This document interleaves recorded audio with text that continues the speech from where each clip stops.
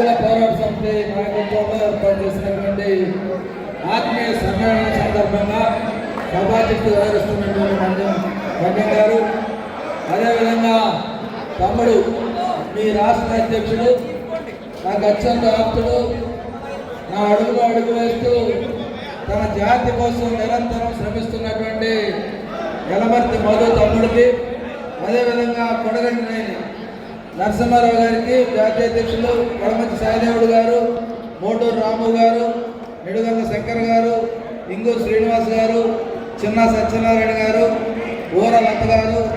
యేసు గారు, దుర్గా ప్రసాద్ గారు, మూటూరు సింహాచలం గారు, గూరుపల్లి వీర్రాఘులు గారు, కణవాల లక్ష్మి గారు, ఉగ్గు పెద్దరాజు గారు, బయలుపాటి రామకృష్ణ గారు, అంతేకాకుండా మిగిలిన ఉన్నటువంటి మిత్రులందరికీ కూడా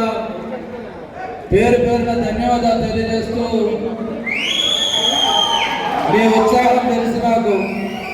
మీతో ఇది నేను 3వ సమావేశం. దయచేసి అందరూ కూర్చుంటే ఇది ఆత్మీయ సమ్మేళనం, అరుపుల సమ్మేళనం కాదు. మనకి ఆత్మీయ సమ్మేళనం, అనేక అంశాలు మాట్లాడే అవసరం ఉంది. దాంతోపాటుగా మీ ఉత్సాహం తెలియని వాడిని కాదు, మీ ఆవేదన తెలియనటువంటి కాదు, మీ ఆందోళన తెలియనటువంటి కాదు, మీ పోరాటం తెలియనటువంటి వ్యక్తిని కాదు నేను. ఎందుకంటే మధు ఏదైతే పరిచయమైన రోజు నుంచి బేడా బుడగ దంగాలకు సంబంధించినటువంటి అనేక అంశాలు, నాకు తెలియని అంశాలు తెలుసుకొని, ఎందుకంటే వాళ్ళకి ఎన్ని కష్టాలు ఉన్నాయని నాకు తెలియదు.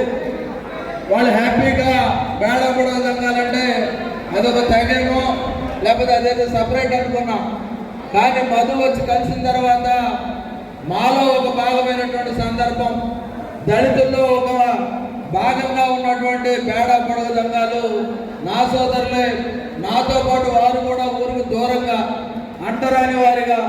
వివక్షతో కూడినటువంటి వ్యవస్థలో బ్రతుకుతున్న వాళ్ళు, వాళ్ళని నాతో పాటు సమానంగా, ఎందుకంటే పైన ఉన్నాడు ఎలాగో రానివాడు, కనీసం మనం కూడా కలిసి లేకపోతే ఏ విధంగా ఉంటుంది, వచ్చిన ఇబ్బంది ఏంటని అన్నీ ఆలోచన చేసి మధుని కూర్చున్న తర్వాత మధు ఒకటి అడిగాడు, అన్న జింకానా గ్రౌండ్స్లో మేము ఒక మీటింగ్ ఏర్పాటు చేస్తా ఉన్నాం అంటే, నేను అప్పుడు సోషల్ వెల్ఫేర్ మంత్రిని కాదు, నేను ఎక్సైజ్ మంత్రిని, నాకు సంక్షేమానికి సంబంధం లేదు. కానీ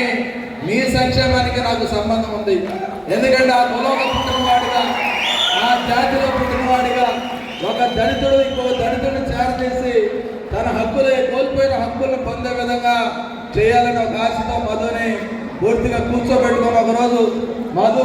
అదేవిధంగా ఈరోజు ఎమ్మెల్యేగా ఉన్నటువంటి ఎంఎస్ రాజు ఇద్దరు కూడా నా దగ్గరకు వచ్చి దాదాపు గంట కూర్చున్న తర్వాత చంద్రబాబు నాయుడు గారు అపాయింట్మెంట్ నేను తీసుకోవడం జరిగింది. ఆ రోజు తీసుకున్న తర్వాత చంద్రబాబు నాయుడు గారి ముందు జింకానా గ్రౌండ్స్లో అయితే ఇబ్బంది అవుతుంది, ఆయన వెళ్ళడానికి సమయం పట్టదంటే అప్పటికప్పుడు ఆయన ఉండవల్లి నివాసంలో కార్యక్రమాన్ని ఏర్పాటు చేసి మీ ఉత్సాహాన్ని, మీ బాధని, మీ ఆందోళనని, మీ ఆవేదనని చంద్రబాబు నాయుడు గారికి వివరించి ఆయనతో మాట్లాడించి అదే రోజు శర్మ గారి కమిషన్ ఏర్పాటు చేసి ఆ ఏర్పాటు చేసినటువంటి కమిషన్ కూడా బేడా బుడగ దంగాలకు కూడా ఏదైతే గతంలో లాగా మైగ్రేషన్ సర్టిఫికేట్లు కానీ, అదేవిధంగా తెలంగాణలో ఉన్న హక్కులు, కర్ణాటకలో ఉన్న హక్కులు ఆంధ్రప్రదేశ్లో కూడా ఉండాలని ఆ రోజు ఆయన తెలియజేసి ఆయన అంగీకరించి